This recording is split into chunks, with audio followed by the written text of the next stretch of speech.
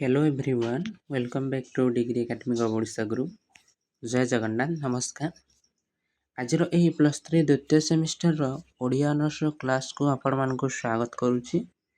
आज आम एक गुरुत्वपूर्ण विषय उपर आलोचना करने को जाऊँचे प्राक शाला जुग चर्या साहित्य।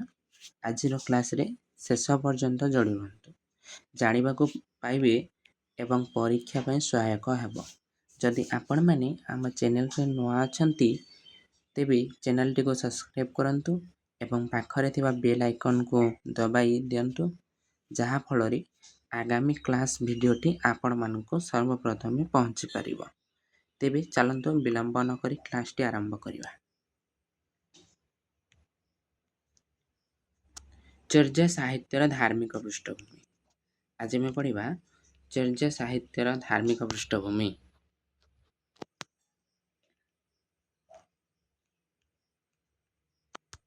प्राक शाला जुग साहित्य चर्या साहित्य बड़े कह जाए। चर्या गीतिका लुईपा कायतर चर्या और सहज तत्व चर्या एमती थाए। तो आम प्रथम जाना चर्या साहित्यर धार्मिक पृष्ठभूमि। मनुष्य एक सामाजिक प्राणी समाज रे सहति स्थापन करी उन्नत जीवन यापन रे ताकू साहाय्य करी कौन जो भाषा तो भाषा को समृद्ध शक्तिशाली और बलिष्ठ करे साहित्य अर्थात जो भाषार कौन साहित्य जिते उन्नत सही भाषा सेते प्रभावशाली होता है। तो ए क्षेत्र रे ओडिया भाषा साहित्यर क्रम विकास होईची एवं अतीत गुरुत्व बहन रे अवहेलिक साहित्य तालपत्र साहित्य आधुनिक साहित्य ए क्रम रे ओडिया भाषार साहित्य आज कुसहता समृद्ध मध्य होईची।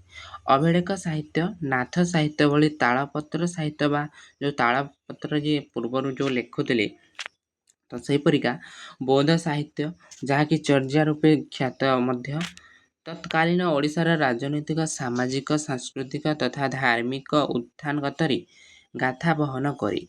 तो 1203 मसीह नेपाल जो राजदरबार चर्या विनिश्चय नामक तालपत्र पथि विशिष्ट बंगीय विद्वान हरप्रसाद शास्त्री आविष्कार करते एवं चर्या कवि और चर्या कविता तांत्रिक बौद्ध धर्मर प्रधान अटे।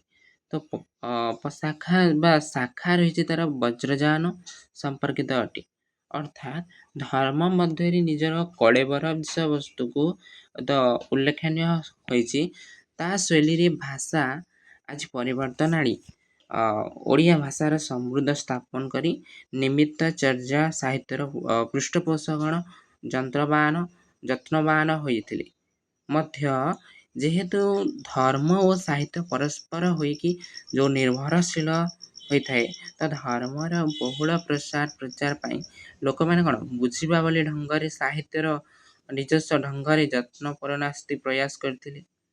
तो यही जो यह ओडिया भाषा को अधिक समृद्धशील करथिले। तो आम जाना पिला माने देखो चर्या गीता केमती अच्छी सबरीपा कान्हुपा लुईपा सरहपा मुकुशुपा देखिले। फास्ट आम जाना जे आमर लुईपांकर होची जो कायतरी चर्या और सहज तत्व चर्या यह हूँ 4टे पद। तापर अच्छे पिला माने आमर सबरीपा शबर सबरी प्रेम चर्या यह हूँ 6 पद विशिष्ट। तापर अच्छे पिला माने आमर कान्नुपा होची डंबी चर्या एटा होची पिला माने पदटा लिखिनी कान्नुपार हबो आमर 6 पद हबो पिला माने हैला। तापर अच्छे आमर सरहपा अचिंतन्य धर्मचर्या एटा भी होची 6 पद विशिष्ट। मुकुशुपा मृगया चर्या ए होची 5टी पद। तापर होची आमर कान्नुपा रे कहिछि तुल डुम्बी हाउ कपाली तोहर अंतरे मो घेणिली हाडेरी माली ହାଡ଼େରୀ ହଡ଼େରୀ ହେଇଯାଇଛି ପିଲାମାନେ ହାଡ଼େରୀ। ତାପରେ ଅଛି ପିଲାମାନେ ଲୋଇପା। ଲୋଇପା କ'ଣ କୁହାଯାଇଛି?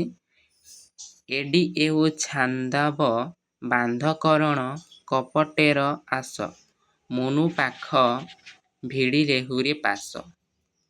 ତ ଏଠାରେ ଯୋଉ ସବରିପା ଉମତ ସବରା ଗରୁଆର ସେ ଗିରିବର ସିଂହର ସନ୍ଧେ ପଇସନ୍ତେ ସବରୁ ଲଢ଼ିବ କଇସେ। ହଁ ଲ ହେଇଛି, ଏଟା ଟିକେ ଭୁଲ ହେଇଯାଇଛି। ହଉ, ଏପରି ରଚନା ଶୈଳୀରୁ ଦାଣ୍ଡବୃତ୍ତ କୁହାଯାଏ ଯେ ପରବର୍ତ୍ତୀ ସମୟରେ ଶାଳ ଦାସ ଏହି ବୃତ୍ତରେ ମହାଭାରତ ଓ ଅନ୍ୟାନ୍ୟ ଗ୍ରନ୍ଥ ରଚନା କରିଛନ୍ତି। କଳ୍ପନା ବିଳାସ ଓ ବର୍ଣ୍ଣନା ବୈଚିତ୍ର୍ୟ। ତ ଜାଣିବା ଯେ ଢେଉ ଢେଉକା ପର୍ବତମାଳା ସବୁଜ ବନାନୀ ଓ ନିର୍ଜନ ପରିବେଶ। ମାନେ ଢେଉ ଢେଉକା ଯେଉଁ ତରଙ୍ଗ ପରି ସୃଷ୍ଟି ହୋଇଥାଏ, ଯେଉଁ ପାହାଡ଼ କେମିତି ଥାଏ, ଢେଉ ଢେଉକା ଥାଏ, ତ ପର୍ବତ ବି ସେହିପରି ଥାଏ। ତ ସବୁଜ ମାନେ କ'ଣ? ସବୁଜ ବୃକ୍ଷ। ବନାନୀ ବନାନୀ ମାନେ ବି ହେଉଛି ଯେଉଁ ଆମର ଜଙ୍ଗଲ, ଯେଉଁ ନିର୍ଜନ, ଯେଉଁ ଖାଲି ସ୍ଥାନରେ ଯେଉଁ ପରିବେଶ ଥାଏ। ତ ଏହି ମଧ୍ୟରେ ଯେଉଁ ଗୁଞ୍ଜରା ମାଳ ବା ମୟୂର ପୁଚ୍ଛ ପରିହିତା। ତ ମୟୂର ପୁଚ୍ଛଟି ସେ ତା ମୁଣ୍ଡରେ ଲଗେଇଛି, ସେ ପିନ୍ଧିଛି ମୟୂର ପଙ୍କଡ଼ି। ତ ଏଇ ସବରୁଣୀକୁ ଦେଖି ପ୍ରେମିକ ପ୍ରବର ସବର ପାଗଳ ହୋଇ ଉଠିଛି। ତ ସବରିପା ଏହାର ବର୍ଣ୍ଣନା କିପରି କରିଛନ୍ତି? ଉଚ୍ଚା ଉଚ୍ଚା ପାବତ ତହିଁ ବସଇ ସବରି ବାଲି ମରଙ୍ଗୀ ପିଛ ପରହୀଣ ସବରି ଗିବତ ଗୁଞ୍ଜରା ମାଲି। ତ ଉମତେ ସବର ପାଗଳ ସବର ମାକର ଗୁଲି ଗୁହାଡି ତୋହରିଣୀୟ ଘରଣୀ ନାମେ ସହଜ ସୁନ୍ଦରୀ। ପିଲାମାନେ କ୍ଲାସ୍ଟି ଏମିତି ଲାଗିଲା। ଆଜିର ଭିଡ଼ିଓଟି ଲାଇକ୍ କରିବେ, ସେୟାର କରିବେ, ସବସ୍କ୍ରାଇବ୍ କରିବାକୁ ଭୁଲିବେ ନାହିଁ। ଆଜି ଶେଷ ପର୍ଯ୍ୟନ୍ତ ଦେଖିଥିବାରୁ ଅତି ସମୟ ଦେଇକି ସମସ୍ତଙ୍କୁ ମଧ୍ୟ ଆମ ଆନୁଷ୍ଠାନିକ ତରଫରୁ ଧନ୍ୟବାଦ। ଜୟ ଶ୍ରୀ ଜଗନ୍ନାଥ।